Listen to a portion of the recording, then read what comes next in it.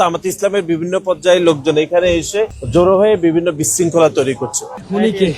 উনি কি জগন্নাথের স্টুডেন্ট, রানিং ভোটার? তো উনি হচ্ছে নিজে বহিরাগত ক্যাম্পাসের বাইরের স্টুডেন্ট। উনি হচ্ছে যে এসে হচ্ছে যে এই অভিযোগটা করছে যে জামাতের অমুক লোক আসছে। তাহলে আপনারা যদি জামাতরা থাকে, আপনারাও তো আসেন, এই জায়গাটা আমরা দেখতে পাচ্ছি। এটার উত্তর জামাতেই ভালো দিতে পারবে, তারা কেন আসে, কি উৎসাহ নিয়ে আসে। এখন বড় বিষয় হচ্ছে যে এই জায়গায় এসে তারা ভায়োলেন্স করছে কিনা, যদি করে তাহলে সেটা ড্রাইভার তাদেরকে দিয়ে দেন। আর আমরা তাদেরকে ইনভাইট করছি কিনা এটা হচ্ছে বড় বিষয়। আমরা তাদেরকে ইনভাইট করি নাই। তারা হচ্ছে আপনি বাইরে এলইডি স্ক্রিন লাগাই রাখছেন, তারা তো দাঁড়ায় এটা দেখতেই পারে, এটা তো অস্বাভাবিক কিছু না। তবে আপনি নিজে অভিযোগ করবেন, কিন্তু আপনি নিজেও একই মানদণ্ডের হচ্ছে সীমা অতিক্রম করতে পারেন নাই। এটার দায়ভার তো আপনাকেও নিতে হবে, যে আপনিও নিজের ছাত্র না, ক্যাম্পাসেরও কেউ না। আপনি এসেছে এখানে হচ্ছে যে দলবল নিয়ে শোডাউন দিয়ে যাচ্ছেন, তো এটার দায়ভার আপনি আগে নেন, তারপর হচ্ছে অপরকে অভিযোগ করেন। ভবিষ্যৎ হোক নিরাপদ, বিনিয়োগ হোক বিশ্বস্ত, আর আমার পছন্দ সল্ট বে। আমরা তো আশাবাদী যে কোনো কিছু না হোক, কিন্তু আসলে শঙ্কার জায়গা থেকেই যায়।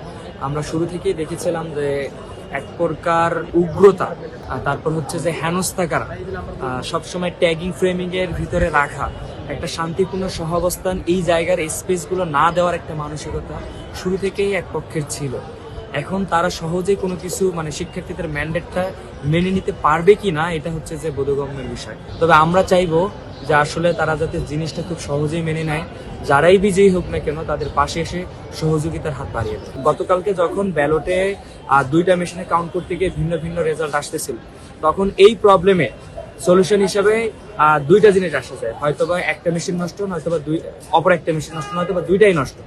যদি নষ্ট হয় প্রথম দায়ভারটা হচ্ছে বিশ্ববিদ্যালয়ের যারা প্রশাসন, আইটি অপারেটর হিসেবে দায়িত্বরত ছিল, তাদের দায়ভার, যে আসলে কেন তারা এই বিগত সময় 3টা মক টেস্টে ঠিক রেজাল্ট দেওয়াটার আজকে এসে গতকালকে এসে এই ধরনের প্রবলেমটা হচ্ছে। তো এটার দায়ভার তাদের নেওয়া উচিত। আর দ্বিতীয়ত হচ্ছে যে ওই আইটি ফার্মদের, ওই আইটি সেলদের যারা হচ্ছে যে এই টেকনিশিয়ানরা, এর আগে যে রেজাল্টটা নির্ভুল আসছিল, সেই রেজাল্টটা গতকালকে কেন ভুল আসছে। পরবর্তী সময়ে আমাদের হচ্ছে একটা প্যানেল বিশেষভাবেই তারা দাবি জানিয়েছে ম্যানুয়ালি করার জন্য, কিন্তু আমাদের যারা শিক্ষকরা ছিল, নির্বাচন কমিশনার এবং পর্যবেক্ষকরা, সকলেই জানিয়েছে যে আসলে আমরা যদি এককভাবে এখন করতে যাই, আমাদের যারা প্রিজাইডিং অফিসার সবাই বাসা চলে গেছে। তার থেকে বড় বিষয়, তারা হচ্ছে এটা প্রশিক্ষণ প্রাপ্ত না। আর হচ্ছে যে মানুষ হিসাবে সারাদিন অক্লান্ত পরিশ্রমকে এখন যদি তাদেরকে আমি হচ্ছে ম্যানুয়ালি গণনা করার জন্য ডাকি, তাহলে ভুলার সম্ভাবনা অনেক বেশি। তো সর্বশেষ কোন একভাবে আমরা এক জায়গায় মিউচুয়ালি আসছি, যে জায়গাটা হচ্ছে এরকম যে আমরা একটা ডিপার্টমেন্টটা আমরা হচ্ছে যে প্রথমত আমরা ম্যানুয়ালি করব, দেন হচ্ছে যে ওই কাউন্টটা হচ্ছে মেশিনে নিব।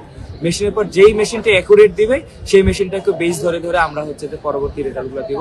তবে কোনো প্রার্থী, কোনো পোলিং এজেন্ট বা হচ্ছে প্রত্যেকটা সেন্টারে আমরা হচ্ছে যে মাঝখানে তাদের ইচ্ছা মতো বা প্রিজাইডিং অফিসারের মতো মাঝখানে যে কোনো একটা ব্যালট নিয়ে তারা হচ্ছে যে ম্যানুয়ালি কাউন্ট করে আবার রিচেক করবে। তো এটাতে আসলে সর্বসম্মতিক্রমে আমরা একমত হয়েছি। এখন পর্যন্ত আমরা সেটার উপরে আছি।